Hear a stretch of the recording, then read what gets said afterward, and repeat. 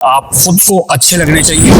आप कुछ वेयर कर रहे हैं तो आपके ऊपर वो वेयर ड्रेस अच्छा लगे। बहुत कम सी हुआ करते थे, लेकिन जो इलाके में कोई एक बिल्डर होता था उसको देखकर बोलते थे कि यार बड़ी जबरदस्त बॉडी बनाई है। जिस वक्त मैंने स्टार्ट किया तो उस वक्त मुझे नहीं आइडिया था कि मैं इतनी आगे चले जाऊंगा। वो जब खेलकर वापस आते हैं तो लाजमी सी बात है, फाइनेंशियल इशू की वजह से वो किसी से उधार लेते हैं, पैसे लेते हैं, वो उसको पूरा करते करते करते उनकी अपनी तैयारी फिर डिस्टर्ब हो जाती है।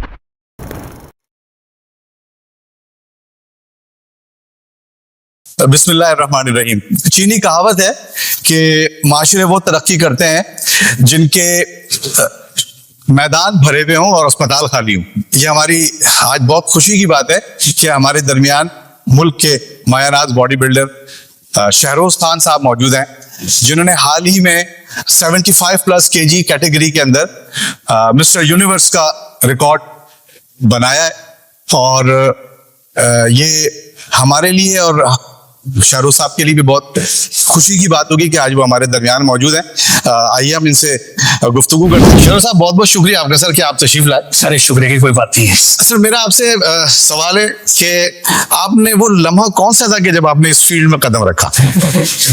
मैं अगर सच्ची कहूँ तो 2009 का वो टाइम था जब मैंने स्टार्ट किया, और जिस वक्त मैंने स्टार्ट किया तो उस वक्त मुझे नहीं आइडिया था कि मैं इतनी आगे चले जाऊंगा। तो जैसे एक शॉप में, आपको पता है गली मोहल्लों में दोस्त होते हैं तो यार जिम जाते हैं, तो उस टाइम स्टार्ट किया था। वो करते करते आज तो वो दोस्त अपनी फील्ड में अलग निकल गए और मैं इस फील्ड में आगे निकल गया। इसका मतलब ये हुआ कि आपको जो सपोर्ट दी वो आपके दोस्तों से की तरफ से ज्यादा मिली? सपोर्ट तो नहीं कहेंगे, बस एक गैदरिंग कहेंगे कि हमने जब मैट्रिक पास किया तो उसके बाद हमने सोचा कि यार थोड़ा जिम ज्वाइन करते हैं। उस टाइम पे हम देखते थे जो गली मोहल्लों में बहुत कम जिम हुआ करते थे, लेकिन जो इलाके में कोई एक बिल्डर होता था उसको देखकर बोलते थे कि यार बड़ी जबरदस्त बॉडी बनाई हुई है। तो उससे इम्प्रेस होकर हमने सोचा कि यार हम भी जिम जाएंगे। पर हमने जिम ज्वाइन किया और फिर उसके बाद आज अल्लाह के हुक्म से इस लेवल पर पहुंचे। जबरदस्त बादशाह, तो माशाल्लाह आप बड़े स्ट्रॉन्ग आदमी लग रहे हैं। तो मुझे थैंक यू सो मच। मैं कोशिश करूंगा कि ऐसे सवालात करूं जिससे आप इसको कोई आपकी तबीयत में गिरा ना गुजरे। अच्छा शेरो साहब, आप ये बताएंगे कि सर आप ये जो बॉडी बिल्डर, इनकी क्या दो खुसूसियात आप बताएं कि ताकि हम आपके पैगाम एक पहुंचेगा उन लोगों तक जो नए बॉडी बिल्डर हैं, कि ऐसी दो खुसूसियात कौन सी होनी चाहिए कि एक अच्छे बॉडी बिल्डर में होने चाहिए? सबसे पहली खुसूसियत तो ये है कि आप अपनी सेल्फ के लिए ये काम करें। अपनी सेल्फ के लिए काम करने का बेसिकली पर्पस ये होता है कि आप खुद को अच्छे लगने चाहिए। आप कुछ वेयर कर रहे हैं तो आपके ऊपर वो वेयर ड्रेस अच्छा लगे। दूसरा पर्पस ये होता है कि आपकी मेंटल और फिजिकल फिटनेस जो होती है वो स्ट्रांग हो जाती है। बजाय इसके कि आजकल आपने देखा है नौजवान पान गुटके मावे शालिया में लगे हुए, सेहत खराब करी हुई है, पैसा अलग जाया कर रहे हैं। तो बेहतर ये कि कोई ऐसी एक्टिविटी करें जिससे आपको भी फायदा हो और आपका इम्यून सिस्टम, आपका इंटरनल जो अल्लाह ताला ने एक सिस्टम बनाया हुआ है वो भी स्ट्रांग हो। अच्छा सर, क्या ग़िज़ाओं के अंदर आप क्या एहतियाती करते हैं? आप ग़िज़ाओं का तो आप समझ लें कि सारा काम ग़िज़ा का ही है, क्योंकि उसमें आपने बहुत ज़्यादा डिसिप्लिन चाहिए होता है। आप अगर मैं अपनी डाइट का अगर मैं आपको बताऊं तो उसमें ये है कि आप मीठा बिल्कुल बंद कर देते हैं, नमक बिल्कुल बंद कर देते हैं, ऑयली चीज़ बिल्कुल आप नहीं खाते हैं, लिक्विड कैलोरीज आप बंद कर देते हैं, सिर्फ आप नॉर्मल प्योर प्रोटीन पर और लिमिटेड कार्ब को पर आ जाते हैं।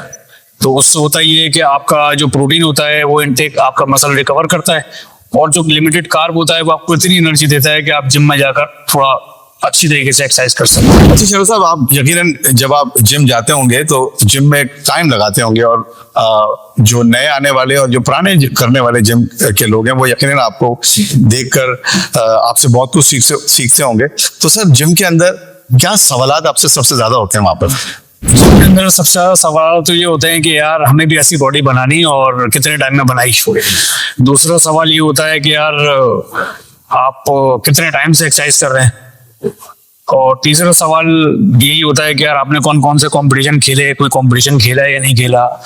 तो अमूमन मेजोरिटी लोग यही सवाल करते हैं। अक्सर कभी मैं मॉल वगैरह में या कहीं बाहर अगर निकलता हूँ आउटिंग पर, तो वहाँ भी जो फ्रंट डेस्क से होते हैं तो वो भी अक्सर ये सवाल करते हैं यार माशाल्लाह बॉडी अच्छी बनाई है, कौन कौन से कंपटीशन खेले। तो मेजोरिटी यही सवाल कर रही होती है। जबरदस्त। अच्छा शेरो साहब, मैं चाहूंगा कि सर वो आप मुख्तसर और जामे अंदाज में सर बताएं वो सारी कहानी जिसकी वजह से आज आप इस मुकाम पर पहुंचे हैं? मुख्तसर तो खैर नहीं कहेंगे, मैं पिछले 6 महीने से इस कंपटीशन की तैयारी कर रहा था और बस एक चीज़ का मैं थोड़ा मेंटली तौर पर परेशान था कि एंड में जो मेरे एक्सपेंस होंगे वो पूरे होंगे या नहीं होंगे, क्योंकि मैं 6 महीने से तो तैयारी कर रहा था। मेरा पर डे का एक्सपेंस आप समझ लें 2,500 3,000 से तकरीबन था और मैं तकरीबन 6-7 लाख रुपए लगाकर मैंने तैयारी करी। उसके बाद एंड में मुझे चाहिए था एक स्पॉन्सर जो कि मेरा वहाँ की अकोमोडेशन, होटल की रिहाइश और जो मेरी जो कॉम्पिटिशन की फीस है या और जो एयर टिकट वगैरह है, वीज़ा, ये एक्सपेंस वो उठा सके। अगर मेरे पास बजट होता तो मैं खुद ही उठा लेता, लेकिन ऑलमोस्ट इतना खर्चा हो चुका था कि मेरे पास और गुंजाइश नहीं थी। तो एंड के जब 2 दिन रह गए थे तब भी मेरे माइंड में एक ही सवाल था कि यार मैं खेलने जाऊंगा या नहीं जाऊंगा। सिर्फ मैं इस वजह से थोड़ा मेंटली डिस्टर्ब था। बाकी तैयारी मेरी अल्हम्दुलिल्लाह अल्लाह के हुक्म से सबसे लाइफ की बेस्ट तैयारी थी ये। तो क्योंकि पहले इंटरनेशनल इवेंट था तो उसी हिसाब से मैंने माइंड बनाकर तैयारी करी थी कि यार अपना बेस्ट लेकर जाऊंगा और इंशाल्लाह अल्लाह के हुक्म से जीत कर आऊंगा। ये मेरा माइंड सेट बना हुआ था। यूं तो मलिर जो है हमारा बहुत जरखेज खित्ता है और यहाँ पर बहुत नामवर लोग इस मलिर के अंदर पैदा हुए और जिसमें से एक नाम शहरोज खान साहब का भी है और शहरोज साहब का ताल्लुक मलिर के इलाके बी एरिया से। और जहाँ तक मुझे ये सारी मालूमात पता चली, आपने बहुत मेहनत और लगन के साथ जो है वो ये बॉडी बिल्डिंग का ये सफर अपना तय किया। शहरोज साहब, आप अब बताएंगे कि सर आपके फ्यूचर प्लान्स क्या क्या है? मेरा फ्यूचर प्लान यही है कि अल्लाह के हुक्म से जिस तरह अल्लाह ताला ने मुझे इज्जत से नवाजा और मैं इंटरनेशनल इवेंट खेला और मैं जीत कर आया, तो आगे भी मेरी कोशिश यही है कि मैं इंशाल्लाह इंटरनेशनल इवेंट खेलूं और मुल्क का नाम रोशन करूं, क्योंकि इससे ज़्यादा खुशी की बात और कोई हो ही नहीं सकती कि आप जब बाहर दूसरे ममालिक में जाकर अपने मुल्क का परचम लहराते हैं और वहाँ पर आपका नेशनल एंथम बजता है, तो एक ये बड़ा प्राउड मोमेंट होता है किसी भी एथलीट के लिए। तो मेरी यही आगे की फ्यूचर प्लानिंग है कि इंशाल्लाह मैं इस तैयारी को और मज़ीद अच्छे से अच्छा करूँगा और जहां भी इंटरनेशनल इवेंट जो भी होगा इंशाल्लाह उसको पार्टिसिपेट करूंगा। बाकी हार जीत तो खैर अल्लाह के हाथ में है, लेकिन हम अपनी तैयारी इस तरह करके जाते हैं कि आगे का जो हमारा जो कंपटीशन हो वो मजीद अच्छे से अच्छा हो। हर फर्द है मिल्लत के मुकद्दर का सितारा। शहरोज साहब से बातें करके ऐसा महसूस हो रहा है कि ये बातें जो हैं वो बड़े पैमाने पे होनी चाहिए और क्योंकि आप जो बातें कर रहे हैं ये बातें न सिर्फ इंस्पायरेशन दे रही हैं बल्कि नौजवानों के लिए एक पैगाम है और उसके साथ साथ हमारी हुकूमती इदारों के लिए भी एक पैगाम है। जो इक़्तिदार आला के अंदर जो लोग बैठे हैं, अगर वो लोग इन जैसे लोगों को प्रमोट करें तो मुझे यकीन है कि ये लोग हमारे मुल्क का न सिर्फ असासा है बल्कि हमारे मुल्क और हमारे मुल्क के झंडे को ऊंचा करने में ये कारगर साबित होंगे। शहरोज साहब, आइंदा आपके आने वाले जो रिसेंट जो है प्रोग्राम वो कौन से हैं सर इवेंट? मेरा भी फरवरी में कंपटीशन आ रहा है जो कि दुबई में 7, 8, 9 फरवरी को और दुबई मसल शो के नाम से। उसके अलावा फिर 2 या 3 महीने बाद फिर एक आ रहा है मलेशिया में। तो आगे रिसेंट ये 2 कंटिन्यू एक इवेंट आ रहे हैं और मेरी कोशिश है कि मैं इसको पार्टिसिपेट करूँ, उसको खेलूँ। लेकिन बात फिर वही है कि बजट का इशू आ जाता है। अभी भी जो मैंने कंपटीशन खेला इसमें ऑलरेडी मैं तकरीबन 2.5 लाख का मैंने एक कर्जा लिया हुआ है जो कि मुझे देना है। बदकिस्मती से होता ये है कि हम जब कंपटीशन खेल कर आते हैं तो बहुत सारे अच्छे लड़के हैं मुझ समेत कराची में, लेकिन वो जब खेल कर वापस आते हैं तो लाजमी सी बात है फाइनेंशियल इशू की वजह से वो किसी से उधार लेते हैं, पैसे लेते हैं, वो उसको पूरा करते करते उनकी अपनी तैयारी फिर डिस्टर्ब हो जाती है, जिसकी वजह से फिर वो अगला कंपटीशन खेल नहीं पाते। तो मैं आपके इस चैनल की तवज्जुह से मैं गवर्नमेंट को एक रिक्वेस्ट करूंगा और पैगाम दूंगा कि हमें एटलीस्ट स्पॉन्सर दें और एटलीस्ट इतना बजट दें हमें कि हम अपनी तैयारी को अपने तौर पर एक बिल्कुल प्रॉपर तरीके से कर सकें, जिसमें हमें टेंशन ना हो कि यार हम खेलने जाएंगे भी नहीं जाएंगे, या फिर आप समझ लें कि किसी से मांगने की जरूरत ना पड़े। तो एटलीस्ट इतनी सपोर्ट तो हमें की जाए।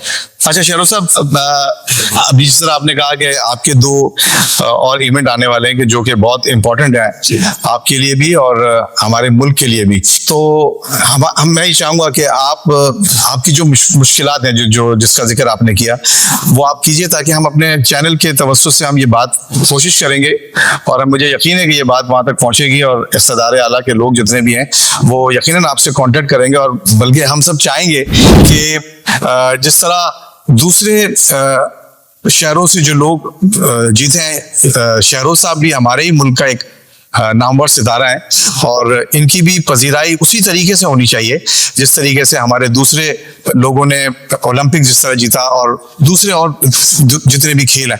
तो यकीनन शहरोज साहब भी उन्हीं में एक चमकता और दमकता सितारा है जिनके लिए ज़रूरत है हमारी कि हम उनको भी ऊपर लेके आए। तो आप सर कुछ कहना चाहेंगे इस सिलसिले में? जो आपने भी मुश्किलात का जिक्र किया, मैं चाहूँगा कि आप हमें बताएं ताकि हम ये बात आगे तक पहुँचाएं। मैं एक रिक्वेस्ट करूँगा सिंध गवर्नमेंट से कि थोड़ा आप सपोर्ट करें और सपोर्ट इस सेंस में करें कि हमारा जो फाइनेंशियली जो खर्चा होता है डाइट का, और आप समझ लें कि जो हमारा कंपटीशन खेलने का कॉम्पिटिशन और जो फीस होती है और जो टिकट वगैरह होता है एटलीस्ट वो स्पॉन्सर कर दें कि इसमें हमारे थोड़ा रिलैक्स हो जाए। क्योंकि जब हम लास्ट भी सी बात है मेंटली डिस्टर्ब होंगे और इन चीज़ों में फंसे रहेंगे तो तैयारी से उस तरह फोकस नहीं हो पाता जिस तरह होना चाहिए।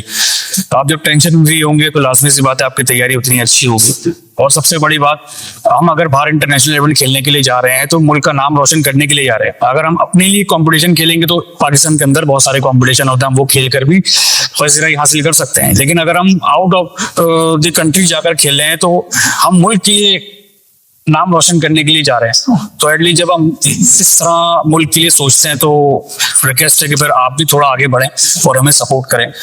बाकी एक मशहूर वो कहावत है कि मुश्किलें इतनी बड़ी मुझसे कि आसान हो गई। शरो साहब, आज आपको पता है सर तारिक भाई ने ये सारा कुछ हमारे लिए इंतजामात किए और तो सर मैं ही चाहूँगा, क्योंकि ये तारिक साहब जो है ना वो खेलों से मोहब्बत करने वाले इंसान हैं।